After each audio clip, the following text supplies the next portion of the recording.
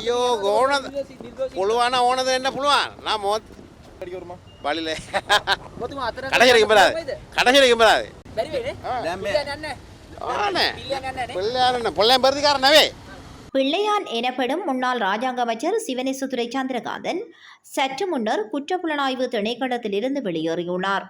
அதன்படி பிள்ளையான் எனப்படும் முன்னாள் ராஜாங்க அமைச்சர் சிவனேசதுரை சந்திரகாந்தன் இன்றைய தினமும் குற்றப்புலனாய்வு திணைக்களத்திற்கு அழைக்கப்பட்டிருந்தார்.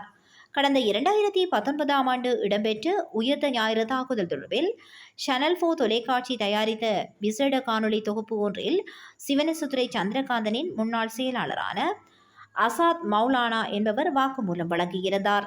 அதில் முன்னாள் ராஜாங்க அமைச்சர் சிவனேசதுரை சந்திரகாந்தனுக்கும் ஏப்ரல் 21 தாக்குதலுடன் தொடர்புடைய தாக்குதல் தாத்ரிகளுக்கும் தொடர்பு இருப்பதாக குறிப்பிட்டிருந்தார்.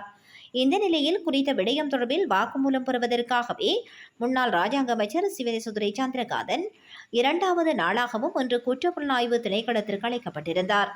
ஏற்கனவே நேற்று முன்தினம் குற்றப்புலனாய்வு திணைக்களத்தில் முன்னிலையான சிவனேசதுரை சந்திரகாந்தன் சுமார் 5 மணி நேரம் வாக்குமூலம் வழங்கியிருந்தார் என்பதும் குறிப்பிடத்தக்கதாகும். நான் வாக்குமூலம் வழங்கி வருகிறேன். உங்களுக்கு தெரியும், ஈஸ்டர் குண்டு தாக்கல் சம்பந்தமாக இன்னை அசாத் மௌலானா சனபோலி இழுத்து விட்டிருக்கிறார்.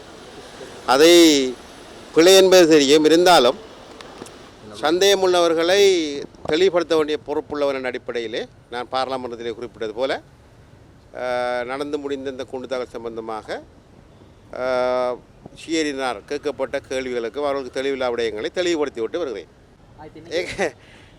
ஷியரிக்கு ඩවුට් තියෙනවානේ මොනවද මට ක්වෙස්චන් එක ආන්සර් කර විතරයි.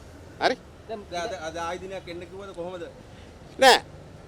මේ වගේ නෑ. ඕන නම් වෙන්න පුළුවන්. දැන් නෑ. දැන් මොනවද කියන්නේ?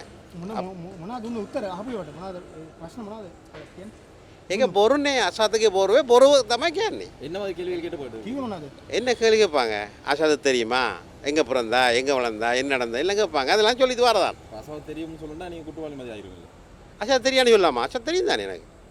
මොනවද ඇහුවේ දැන් ඔබතුමා? சரி, ஓகே, நன்றி. අජිගේ ඔබතුමා මොනවද ඇහුවේ කියන්නේ මොනවගේ ප්‍රශ්නද යොමු කළේ කියන්නේ ඔබතුමා මේක සම්බන්ධයෙන් මොන වගේ දේවල්ද කළේ කියලා එහෙම ඇහුවද? ඕකේ මචං. ඒක බොරුනේ. බොරු චෝදනා කරේ. බොරු චෝදනාවේ මම දන්නවා බොරු කියන්නේ.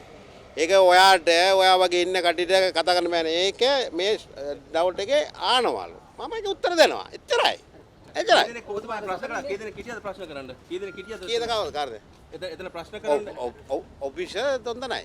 ඔෆිසර් තුන් දෙනෙක්. ඒගොල්ලෝ මොනවද ඒ කියන්නේ මොනවද ලේඛන ගෙනාවද එතෙන්ට මොනවා හරි මෙහෙම මෙන්න මේ වගේ මෙහෙම ලේඛන ඉදිරිපත් කළාද මේවා මෙන්න මේ ලේඛන මෙන්න මේ සාක්ෂි මේ කියන්නේ ඔවුන් ඉදිරිපත් කළාද මෙන්න මේ ඔබතුමා මෙන්න මේ වගේ දේවල් කළා ඒ තියෙනවා. தமிழ்ல என்ன காரே?